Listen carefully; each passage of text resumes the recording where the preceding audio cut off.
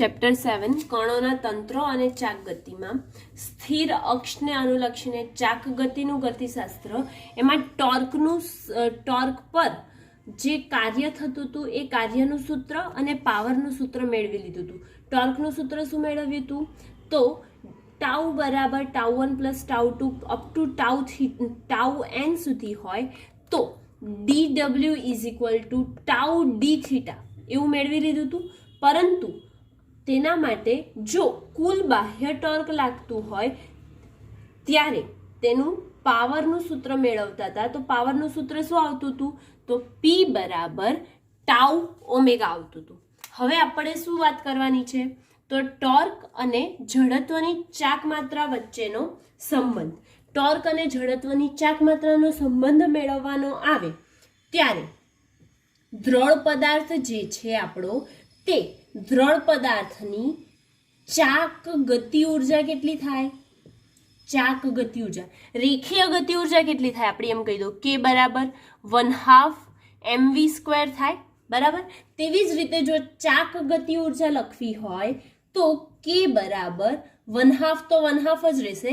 આપણે એમને ચાક ગતિમાં કોની સાથે સરખાવીએ છીએ? તો જડત્વની ચાક માત્રા સાથે. અને વી ને કોની સાથે સરખાવીએ છીએ? તો કોણીય વેગ સાથે.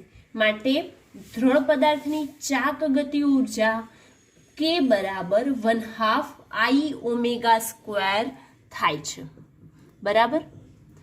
હવે આપણે જોઈએ તો પદાર્થ પર જે દરથી કાર્ય થાય તે દરથી તેની ગતિ ઉર્જામાં શું થાય? વધારો થાય. જો કાર્ય ધીરું થશે તો ગતિ ઉર્જામાં વધારો ધીરે ધીરે થશે, અને જો કાર્ય ફાસ્ટ થશે તો ગતિ ઉર્જામાં વધારો પણ કેવો થશે? ફાસ્ટ. આપણે જાણીએ છીએ કે જો આપણે દોડતા હોઈએ તો ધીરે ધીરે દોડીશું તો આપણું અંતર ઓછું કપાશે, એટલે કે કાર્ય ઓછું થશે. પરંતુ જો આપણે ફાસ્ટ દોડતા હોઈશું સ્પીડમાં તો શું થશે? કે કાર્ય વધારે થયું એટલે કે અંતર ફટાફટ કપાશે. બરાબર. તો આપણે એના ઉપરથી લખી શકીએ કે એના સમય પર આધાર રાખે છે. માટે પદાર્થ પર જે દરથી કાર્ય થાય તે દરથી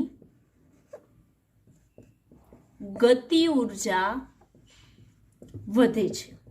અને આનું જો ટી ની સાપેક્ષે વિકલન કરવામાં આવે તો dk બાય dt બરાબર 1/2 d by dt of 1/2 I omega સ્ક્વેરના સ્વરૂપે આપણે લખી શકીએ છીએ. હવે આનું આપણે વિકલન કરીએ તો વિકલન કરીએ તો શું મળશે? dk by dt.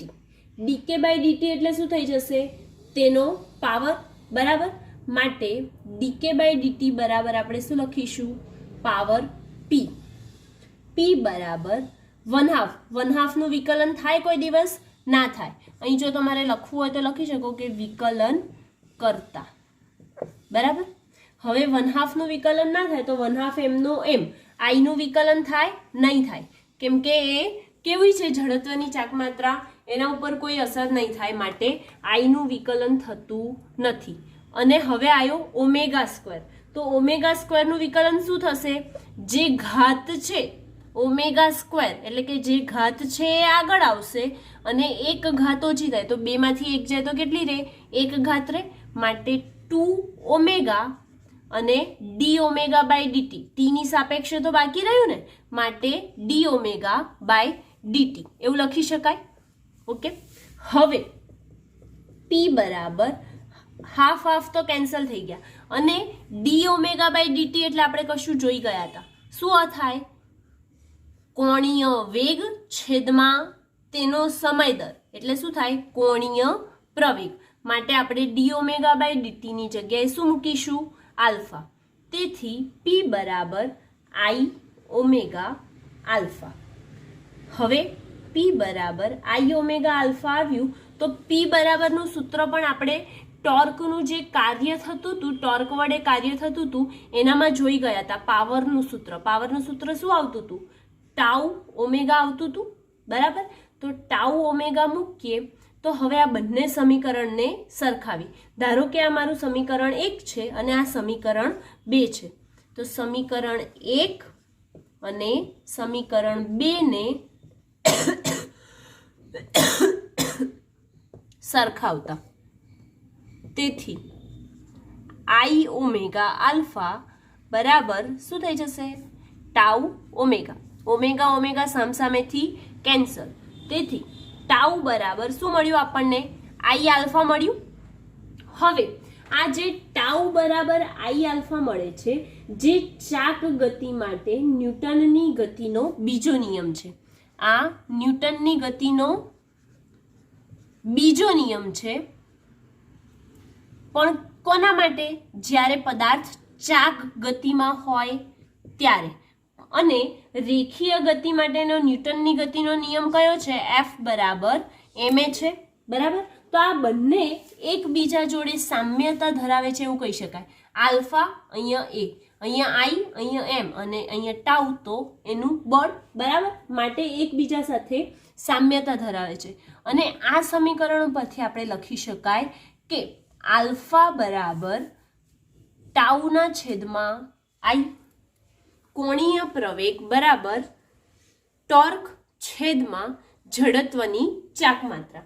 અને જો તેને શબ્દમાં લખવું હોય તો શું લખી શકાય કે કોણીય પ્રવેગ એ ટોર્કના સમપ્રમાણમાં અને જડત્વની ચાક માત્રાના વ્યસ્ત પ્રમાણમાં હોય છે.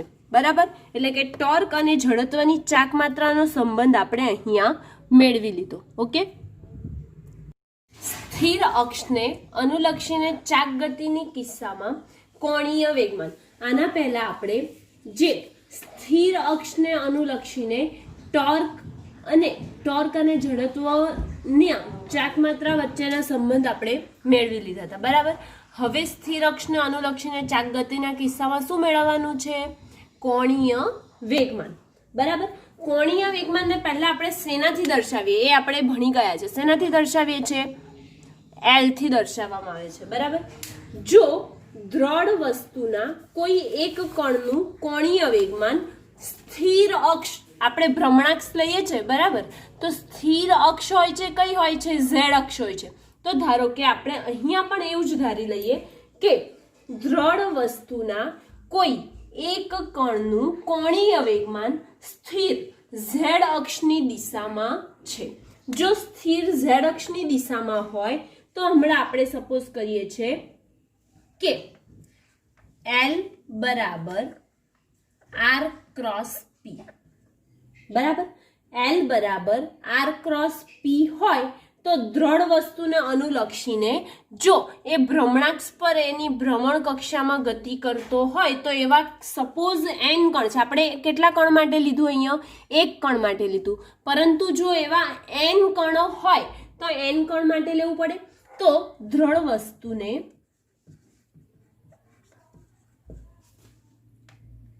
n કણોની બનેલી હોય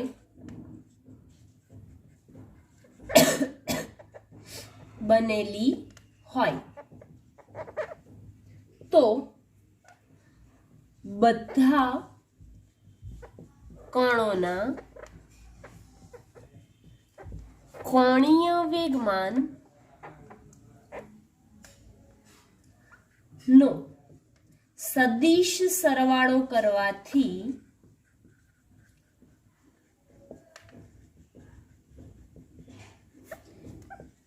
કુલ Z અક્ષની દિશામાં, જેવી આકૃતિ આપણે ટોર્ક માટે દોરી હતી એવી જ રીતે ભ્રમણાક્ષમાં અનુલક્ષીને Z અક્ષની દિશામાં જો ગતિ કરતો હોય અને એ ભ્રમણ કક્ષાની અનુલક્ષીને જેને શું હશે?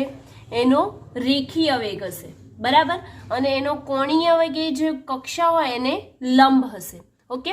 તો અહીંયા આપણે શું કરીએ છીએ કે કોણીય વેગમાનનો સદિશ સરવાળો કરવાથી કુલ Z અક્ષની દિશામાં કોણીય વેગમાન મળે. એટલે કે કઈ દિશામાં મળે છે? Z અક્ષની દિશામાં કોણીય વેગમાન મળે છે. હવે જો Z અક્ષની દિશામાં કોણીય વેગમાન મળતું હોય અને એવા આપણી પાસે કેટલા કણો છે? n કણો છે.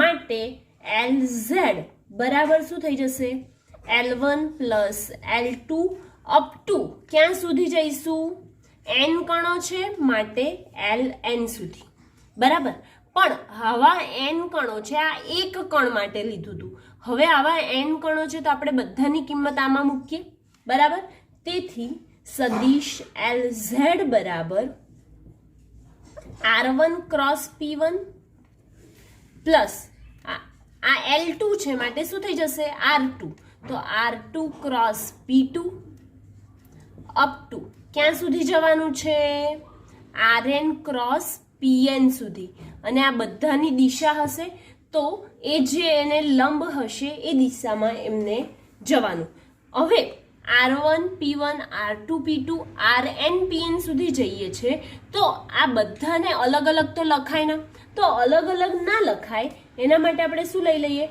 સમેશન એટલે બધાનો સરવાળો ક્યાંથી ક્યાં સુધી તો 1 થી લઈને n સુધી summation over I is equal to 1 to n સદિશ Ri ક્રોસ સદિશ Pi હવે જો તમારે કન્ડિશન લખવી હોય તો લખી શકો કે જ્યાં I બરાબર 1 2 અપ ટુ n સુધી બરાબર હવે P બરાબર શું થાય તો P બરાબર રેખીય વેગમાન થાય રેખીય વેગમાન આપણે ભણી ગયા P બરાબર શું થાય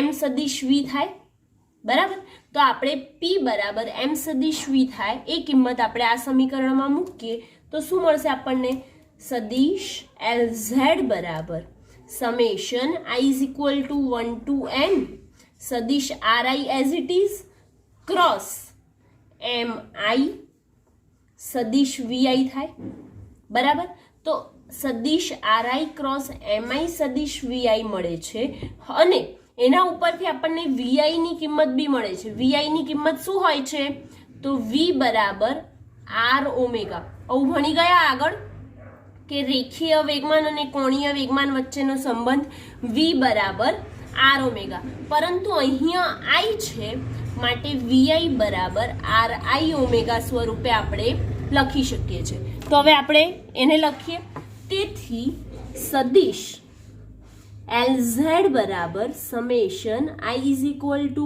1 to n ri અહીંયા ri ની કિંમત મૂકીશું એટલે ri એટલે ri નો વર્ગ થાય કે ના થાય ને તો ડાયરેક્ટ આપણે લખીએ કે mi તો છે જ ઓલરેડી તો mi ri ગુણ્યા ri એટલે ri નો વર્ગ અને ઓમેગા બાકી રહ્યું એટલે કે mi ri સ્ક્વેર ઓમેગા અને હવે દિશા દર્શાવવી જરૂરી છે કેમ દિશા જરૂરી છે કેમ કે આપણે અહીંયા ઉપર જ લખ્યું કે કઈ દિશામાં છે z અક્ષની દિશામાં એનું કોણીય વેગમાન છે માટે આપણે અહીંયા z અક્ષની દિશા છે માટે એનો એકમ સદિશ શું લખીશું કે તેથી આપણને મળે છે સદિશ Lz બરાબર સદિશ summation over I is equal to 1 to n mi ri square omega k બરાબર હવે આપણે mi ri સ્ક્વેર એટલે કશું જોઈ ગયા છે જડત્વની ચાક માત્રા mr સ્ક્વેર બરાબર જડત્વની ચાક માત્રા હતું તો હવે I બરાબર આપણે શું મૂકી દઈએ mi ri સ્ક્વેર મૂકીએ તો I ની આ જે કિંમત છે mi ri સ્ક્વેર એની જગ્યાએ I મૂકીએ તેથી Lz બરાબર summation I is equal to 1 to n I omega k okay હવે I ઓમેગા k છે તો આ બધું શું છે I કેટલી વાર હશે n કણો માટે હશે જેવી રીતે આપણો દળ સ્થાન સદિશ એ બધા n કણો માટે હતું તેવી જ રીતે જડત્વની ચાક માત્રા પણ n કણ માટે હશે ને તો તેથી આપણે લખી શકીએ કે બધા કણો માટે સમેશન ii જો ii અહીં લઈ લઈએ તો સમેશન ii બરાબર શું લઈ લઈએ કેપિટલ I તેથી Lz સદિશ બરાબર I ઓમેગા અને દિશા કઈ કે તો અહીંયા કે એ ઝેડ અક્ષની દિશામાંનો એકમ સદિશ છે એવું દર્શાવે છે. ઓકે, હવે જો દ્રઢ પદાર્થમાં અક્ષને લંબ દિશામાં કોણીય વેગમાન L1 હોય તો કુલ કોણીય વેગમાન કેટલું થશે? શું કહું છું કે દ્રઢ પદાર્થ છે એ અક્ષને લંબ દિશામાં કોણીય વેગમાન એને શું હશે? લંબ હશે. તો એના લીધે કુલ કોણીય વેગમાન સદિશ L બરાબર શું થઈ જશે? LZ અને જે તેને લંબ હતું તે, એટલે કે L પરપેન્ડિક્યુલર પ્લસ LZ બરાબર કુલ કોણીય વેગમાન સદિશ L. બરાબર. હવે L પરપેન્ડિક્યુલર જો એ લંબ અક્ષને અનુલક્ષીને હશે તો એની જોડે કેવો ખૂણો બનાવે? L પરપેન્ડિક્યુલર એટલે કેટલો ખૂણો બનાવશે? 90 ડિગ્રીનો. બરાબર. તો 90 ડિગ્રીનો ખૂણો બનાવશે. ત્યારે L પરપેન્ડિક્યુલર જો 0 થઈ જતું હોય, ત્યારે જ્યારે લંબ ખૂણો બનાવે છે ત્યારે L પરપેન્ડિક્યુલર જો 0 થઈ જાય તો એની કિંમત આપણે 0 મૂકવી પડશે. બરાબર. તો હવે આ સમીકરણમાં આપણે L પરપેન્ડિક્યુલરની કિંમત અહીંયા મૂકીએ. કેટલી? 0. તેથી સદિશ L બરાબર આપણને મળે છે સદિશ LZ. પરંતુ સદિશ LZ ની કિંમત તો આપણી પાસે છે જ. કેટલી છે? I omega k. તો મૂકો એની કિંમત. I omega k is equal two સદિશ L. તેથી આના ઉપરથી કહી શકાય કે L બરાબર આપણને I ઓમેગા મળે છે. જો દિશા ના દર્શાવીએ તો L બરાબર આપણને શું મળે છે? I omega. આ સમીકરણ કયું? જે કોણીય વેગમાનનું સમીકરણ મેળવ્યું ત્યારે, જ્યારે ચાક ગતિમાં ચાક ગતિના કિસ્સામાં કોણીય વેગમાન જોવાનું હોય ત્યારે. તો L બરાબર I ઓમેગા અને P બરાબર mv. આ ચાક ગતિનું સમીકરણ, આ રેખીય ગતિનું સમીકરણ છે. આ ચાક ગતિ જ્યારે થાય ત્યારે કોણીય વેગમાનનું સમીકરણ છે. આ જ્યારે રેખીય ગતિ થાય ત્યારે રેખીય વેગમાનનું સમીકરણ છે. તો આ બંને એકબીજા સાથે શું ધરાવે છે? એકબીજા સાથે સામ્યતા ધરાવે છે. ઓકે, એટલે કે જે ચાક ગતિના કિસ્સામાં કોણીય વેગમાન આપણે સમજાવવાનું હતું અને એનું સૂત્ર મેળવ્યું આપણે, એ અહીંયા કમ્પ્લીટ થાય છે. સ્થિર અક્ષને અનુલક્ષીને ચાક ગતિના કિસ્સામાં જ કોણીય વેગમાન, એમાં આપણે દ્રઢ પદાર્થ માટે કોણીય વેગમાન પરથી tau is equal to I આલ્ફાનું સૂત્ર મેળવીએ. કોના પરથી? કોણીય વેગમાન આપણે શું મેળવ્યું હતું? L બરાબર I ઓમેગા મેળવ્યું હતું. આ મેળવ્યું હતું ને? L બરાબર I ઓમેગા. આ સૂત્રની મદદથી આપણે શું મેળવીએ? ટાઉ બરાબર I આલ્ફા. બરાબર. તો દ્રઢ પદાર્થની ચાક ગતિ માટે સ્થિર ભ્રમણાક્ષને અનુલક્ષીને કુલ કોણીય વેગમાન L બરાબર LZ પ્લસ L પરપેન્ડિક્યુલર હતું. બરાબર. LZ પ્લસ L પરપેન્ડિક્યુલર હતું. તો આને હું જો સમીકરણ નંબર 1 આપી દઉં તો સમીકરણ 1 નું t ની સાપેક્ષે વિકલન કરતા, હવે આનું t ની સાપેક્ષે વિકલન કરીએ તો શું મળે આપણને? dl by dt is equal to dlz by dt plus dl perpendicular by dt આવું મળે. હવે dl પરપેન્ડિક્યુલર એટલે કે L પરપેન્ડિક્યુલર આપણે જોયું હતું કે તે z અક્ષને જો પરપેન્ડિક્યુલર હશે તો L પરપેન્ડિક્યુલર આપણો કેવો થઈ જતો હતો? 0 થતો હતો. ધેટ મીન્સ આપણું dl પરપેન્ડિક્યુલર બાય dt એ પણ કેવું થશે? 0 થશે. તો આપણે આની કિંમત શું મૂકી દીધી? 0 મૂકી. હવે dl બાય dt અને dLz/dt, તો dLz/dt તમે શું લખી શકશો? Tau dLz/dt is equal to tau અને એકમ સદિશ કે. કેમ ટાઉ લખ્યું?